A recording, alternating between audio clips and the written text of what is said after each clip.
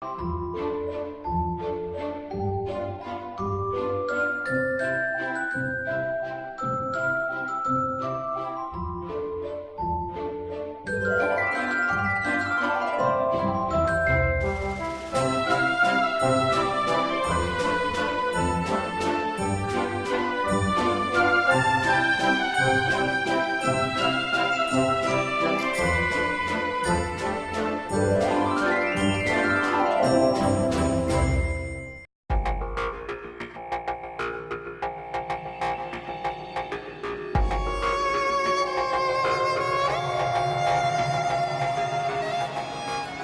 welcome to All Things Victorian. I'm your hostess, Victoriana Lady Lisa, and I am so excited for the show today. We are in Sharon, Massachusetts at the Steampunk House with steampunk extraordinaire Bruce Rosenbaum of Mod Vic.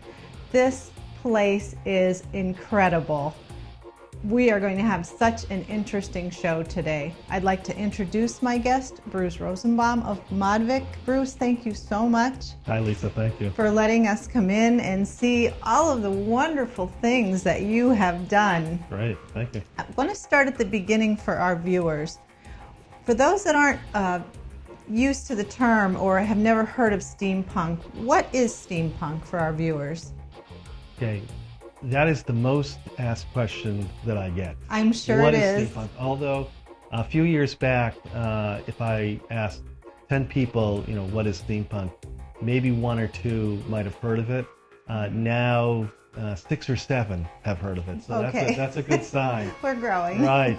But steampunk, it's a difficult thing actually to define, and it's still evolving. So I'm going to give you kind of my take on it. Yes, please and do. And it's kind of my own brand of steampunk. Sure. So I think steampunk is a reimagination. It's reimagining if the Victorian period or the industrial age happened at the same time as our modern age, our information age, right. Computer age. What would have been invented, innovated, produced if these two periods kind of merged and, sure. and came together? The fantastical and functional objects that would have come out of it, and how our culture would have totally changed. It's as if the computer was invented 100 years before it actually was, how things would have been totally different. So from my perspective, it is this way to bring together the past, present, and future kind of in one spot. And from what I do, which is steampunk art and design, I'm basically taking period objects, antiques and salvage, and I'm integrating, infusing new technology. And so you got kind of the best of two worlds. Well, how did you get interested in steampunk? What sparked that for you? Right. So it's funny because I think steampunk found me. I didn't find steampunk. Because I've always been interested in antiques and architectural salvage, in technology and gadgetry. I remember early on, one of my favorite shows, and one of my father's favorite shows, was the Wild Wild West. Do you remember the show from the 1960s? Absolutely. Robert Conrad. I loved it. Yeah, and that's, that was kind of pre-steampunk. Yeah. And that actually kind of was almost like a James Bond in the Victorian period. And so I think I was, I always had it in me. And then when I had met my wife, Melanie, we shared some similar interests in terms of antiquing and just an appreciation for things that were made well, that were made with pride and craftsmanship. And when we had moved to Sharon, and I have to say, too, that just to give a plug for Sharon, Sharon was voted the #1 town to live in the country by Stand on Money. And some people have said that we have the most interesting house in Sharon. So I don't know if that means that we have the most interesting house in the country. I don't know if that logic works. Sounds good to me. Right. So when we moved to this house, we had no idea what steampunk was. And we had restored it in a way which was interesting in that we basically wanted to bring in antiques and salvage, but not just have it sit there almost like a museum. We wanted it the pieces to have meaning, to have relevance, to have functionality. and purpose. So we started to think about creative ways to be able to just take the technology we already had, right, and put it into these objects. And as we started to do this, we had actually some friends coming through, some younger friends, and they told us we were steampunking. It's like, steam what? That sounds weird and wonderful, you know? And then once we kind of got an idea of what this whole movement was, in terms of the culture and the art, the aesthetic, we really felt like, you know, we came home, and all these passions that I had over the years kind of coalesced, came together with steampunk. What do you like most about steampunk? You mentioned about the craftsmanship and the way that things were made well. Yes. So one of the things that I really appreciate in steampunk, and I kind of realized this actually after I got into it, I was trained in what's called Janusian thinking. Have you ever heard of that, Janusian? No, I haven't. Tell us about that. Okay, so Janusian comes from Janus, the Roman god who has, you know, two heads going in separate directions. Janusian thinking was coined by a psychiatrist, I think it was in the 70s, where he was interested to see how really creative problem solvers and inventors thought. What was their thinking process in terms of being able to come up with inventions and solve, you know, major problems? And he found patterns in terms of the way people thought, in terms of the way they organized their thoughts and the ways that they approached these problems. And he found that the pattern was that people were not thinking in linear ways. They were not thinking in, here's the problem, point A, here's the solution, point B, you know, draw a line and you're there. Okay. They were divergent thinkers. So they were basically thinking of two opposite solutions and then bringing them together, synthesizing them to create something new. And I'm also a marketer, and was using this type of thinking in marketing campaigns. And then as I started to do steampunk design, I said, oh my God, I am doing like the epitome of Janusian thinking, because I'm combining the opposites of past and present, art and science, form and function, even human and machine.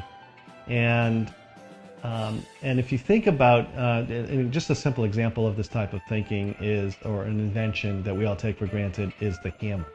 Think about what the hammer does, right? The hammer will pound in nails, and in the same kind of object also does what? Well, it also takes them out. It takes them out. Sure. That's revolutionary. Yes. It's difficult to think that is that's kind of an incredible invention, but it is. In one object, it does the opposites. It's twofold. It does opposite, and that's if you think about the pencil does the same thing. It writes and erases. Yes. A jackknife will cut in its open position as a tool, and then will fold into itself to be safe in the closed position. So when I started to think about my projects, I came about it from this perspective. And that really, for me, it's been a wonderful way to connect with people, because what I do really, I'm able to connect and create meaning for folks, because I'm basically combining all of these different elements together. And people look at these objects and they first of all, it's like, you know, what am I looking at? You know, that type of, you know, wow, what is this? And then when they start to realize what they're looking at and they recognize things and then see that there's relevance and meaning to what we're doing, there's an emotional connection that I make with people. And that's very important for me in terms of being able to kind of move forward in what I do. Sure. And have you ever heard of the millennials? Do you know the millennial generation? Yes. Okay. Well, the millennials, I have two sons that are millennials also. So, and what is very fulfilling for me is that, you know, steampunk, as you know, it ranges in age. I mean, yes. We have preteens who are just incredibly excited about what we're doing, to seniors. I love that. Yeah. It's one of the few kind of... It is. It can span the generations. It spans generations, yes. which is very important. So, but with the millennials, it's been a difficult kind of a period for them. They're in their 20s and 30s, and because of the Great Recession and the job market and everything else that's been going on in the economy, it's been difficult for them to find the right jobs, find fulfilling jobs. You know, a lot of them are still living at home because they can't afford, and so they have to reset expectations in terms of what, you know, what is going to be a success. It's very different from kind of what their parents viewed as success, being successful. So they're looking for authenticity, they're looking for meaning, they're looking for experiences, and steampunk is like totally set up in a way to be able to reach out to this audience. So I really see my role not just to kind of create steampunk art, but to help help not just millennials, but lots of people who are looking for meaning in life, kind of a new mission in life, basically. Because in the act of repurposing, with what we're doing with these objects, we repurpose an object, you're repurposing a life. You're giving yourself the ability to think differently in terms of what something can be. Absolutely. And you're looking at an object. If you know, some people look at a chair and think, well, that's a chair. It's always going to be a chair. It was designed as a chair. But if you can think that it can be something else, that gives you, as an individual, the ability to think that you can be something else. So it's been very been very impactful for me to be able to impart that to people. Sure. Yes. So Bruce, please tell me about your company, Mod Vic. Sure. So Mod Vic stands for Modern Victorian. We started in 2007, and basically it was a Victorian home restoration company, and we bought our first home to restore in North Attleboro, Massachusetts, which is not far from Sharon, and it was a 5,000 square foot Italianate, like almost like the Addams Family. Yes. With I know central exactly tower. What you're talking about. And so we got a. So the idea is that we were going to really kind of maintain the craftsman, the beauty, the quality, but then pack in the technology. That's what really people want, the modern appliances. So we set out doing that, and of course, I don't know if you remember what happened at the end of 2007, 2008. I do. Yes, it was a bad period. Very difficult time. It was a difficult period, and we were right in the middle of the restoration. Oh my. And financially, it kind of turned out as a disaster. But as we, as you try to be resilient and kind of bounce back, we took that experience and then started to think, well, it might not be a good idea to do this with full homes, but we can take objects or do a room for someone. So that's when kind of Mod Vic morphed into more kind of a steampunk art and design company. And so what my company does, I'm of the kind of philosophy that I want to kind of try to test everything and see really what works as a company that I can make a living, have income, and be passionate about. Yes. So I started out doing steampunk art shows for museums. I did a Form and Function art exhibition at the Charles River Museum. Yes, that's where I met you and Melanie the first time. Yes. And then it kind of exploded from there. I started to get a lot of organizations and venues wanting to do shows. So I went down that route, trying to also give other artists opportunities to bring together their artwork in these shows. And then I started to go down the route of wanting to do steampunk art for companies, for hotels, for clubs. That's fun. Yeah. And so I find myself now kind of going down that route in terms of creating not just kind of fantastical, fun art, which it is, but again, meaningful. So it's relevant to the person, to the location, even to a large city now, which is what we did in Springfield, Massachusetts. Well, your canvas here is wonderful. What you've done with the home and your office is incredible. I know myself, as soon as I walked in the door, I was just blown away, and my first thought was, oh, I would love to have this done in my house. So I can see how, you know, that business has taken off for you, because it's just really neat stuff. It's really interesting. And speaking of the Springfield exhibition, tell us a little bit about that. You're curating that. Right, so I was approached over a year ago from the Springfield Museums, which is based in Springfield, Massachusetts, the city of firsts. And in fact, you know, I'm from Eastern Mass, and I knew about Springfield, but not really, you know, a lot of details, and found out that Indian Motorcycle started there, the Duryea Company, which was the first viable, commercially successcul motorized vehicle sold. Merriam-Webster is still there, the dictionary company, Milton Bradley. So you have all of these firsts, and actually they have a list of 50 firsts in terms of what was there. Yeah, and so, but with like a lot of industrial cities, post-industrial cities, they've kind of lost their mojo. A lot of the manufacturing base went away. So, and they're trying to kind of reinvent themselves, reimagine themselves, and what a better, no better venue to introduce steampunk as a way to reimagine the city. So it first started out kind of as a, you know, let's just have a few objects and we'll bring a couple of artists together, and then it grew to a citywide 6-month event, which included not just the museums, but the Springfield Armory, the nation's first armory. Yeah, the Central Library, the Symphony, the community college. It was really, you know, quite exciting to see all of the different So the community came together and really supported this. They did. Wonderful. Yeah, and so we wanted to have it be multifaceted. So we wanted to have a signature part of it, and I had been wanting to do a large-scale exhibition focusing on famous Victorian authors and inventors, and kind of using them as inspiration to bring them back for a whole new generation of kids and people, in terms of being able to use their philosophies and their inventions as a way to kind of re-spark our imagination. So we created Hue Machines. And Hue Machines is the combination of human and machine.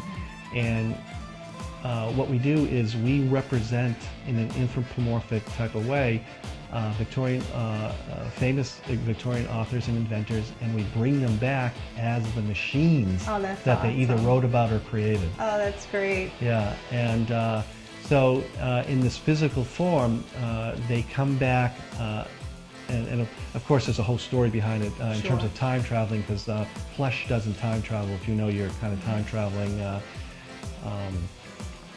physics. Yes. And and so they have to come back as inanimate objects.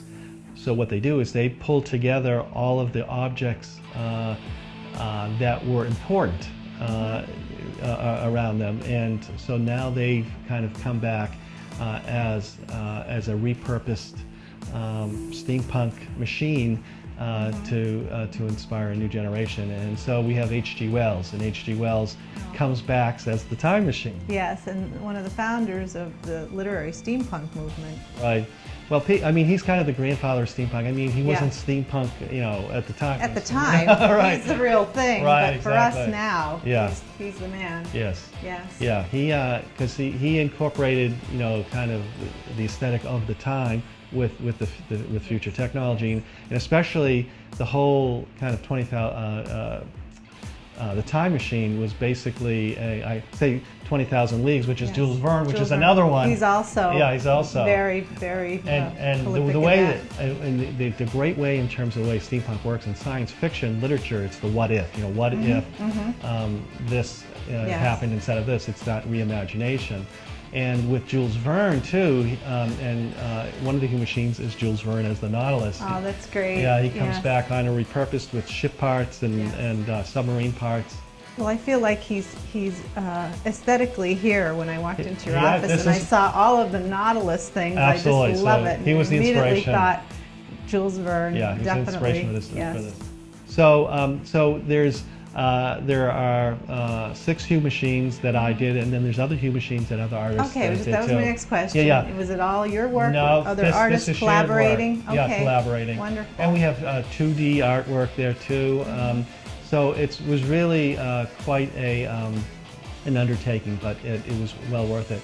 Then also part of the exhibition is brassy bridles. I was just going to ask you, did I not see brassy bridles? Yeah, brassy bridles. So wonderful. Yeah, so we asked fashion designers and artists to come up with fashion designs based on wedding attire. So female, male, great, accessories, jewelry. Actually, Melanie, my wife, did a wedding dress based on actually a business owner in Springfield who made ice skates, and part of her design is using the ice skates. Oh, great. So that was really exciting.